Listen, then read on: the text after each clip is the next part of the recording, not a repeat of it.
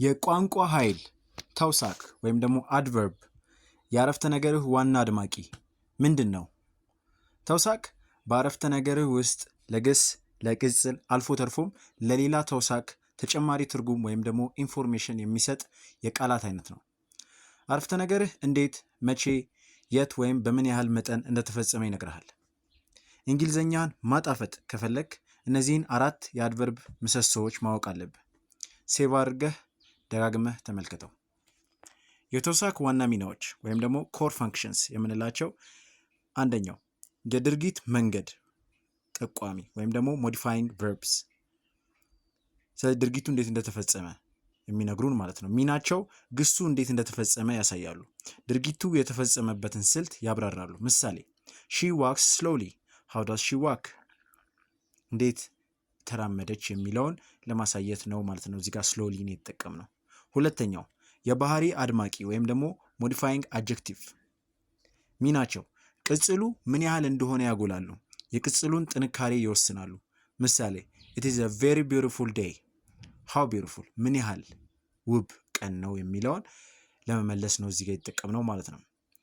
የሌላ ተውሳክ አጉሊ ወይም ደግሞ ሞዲፋይንግ other adverbs ሚና ሌላኛው ተውሳክ ምን ያህል በጥንካሬ እንደተገለጸ ያሳያሉ። ምሳሌ he drives too fast፣ how fast too fast ገብቷችኋል አይደል? ምን ያህል ፈጠነ ሲነዳ ማለት ነው የሚለውን ለመመለስ ነው የተጠቀምነው ማለት ነው። ኦኬ አይነቶች ጥያቄያቸው መልሱ ነው። ታይፕስ their questions are the answers ተውሳኮች በሚመልሱት ጥያቄ መሰረት ይመደባሉ። የመንገድ ተውሳክ ወይም ደግሞ adverbs of manner የምንለው የሚመልሰው ጥያቄ እንዴት ወይም ደግሞ how የሚለውን ነው ማለት ነው።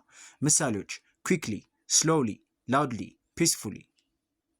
ሁለተኛ የጊዜ ተውሳክ adverbs of time የሚመልሰው ጥያቄ መቼ ወይም ደግሞ when የሚለውን ጥያቄ ነው። ምሳሌዎች now፣ yesterday፣ soon፣ later፣ daily። የቦታ ተውሳኮች adverbs of place የሚመልሰው ጥያቄ የት ወይም ደግሞ where የሚለውን ነው። ምሳሌዎች here፣ there፣ upstairs፣ everywhere፣ outside። አራተኛ የመጠን ወይም ደግሞ ደረጃ ተውሳክ adverbs of degree የሚመልሰው ጥያቄ ምን ያህል ወይም ደግሞ to what extent የሚለውን ነው። ምሳሌዎች very፣ to፣ almost፣ hardly፣ entirely። አምስተኛ የድግግሞሽ ተውሳክ adverbs of frequency የሚመልሰው ጥያቄ ስንት ጊዜ how often። ምሳሌዎች always፣ never፣ usually፣ sometimes። አብዛኛውን ጊዜ የሚፈጠርበት መንገድ ወይም ደግሞ የly መጨመሪያ ደንብ አብዛኛው ተውሳኮች ከቅጽል መጨረሻ ላይ ly በመጨመር ይፈጠራሉ። ምሳሌ ቅጽል ማለት አጀክቲቭ ማለት ነው በነገራችን ላይ quick፣ quickly።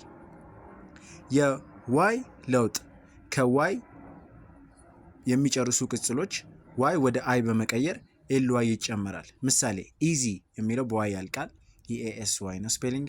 ስለዚህ yን ወደ i እንቀይርና easily ይሆናል ማለት ነው። ly እንጨምርበታለን። ልዩና ተመሳሳይ ቅጾች አንዳንድ ቃላት ለቅጽልም ሆነ ለተውሳክ አንድ አይነት ሆነው ያገለግላሉ። ለምሳሌ fast፣ hard፣ late። ልዩ ሁኔታ good የሚለው ቅጽል ሲሆን ተውሳኩ ግን well ነው።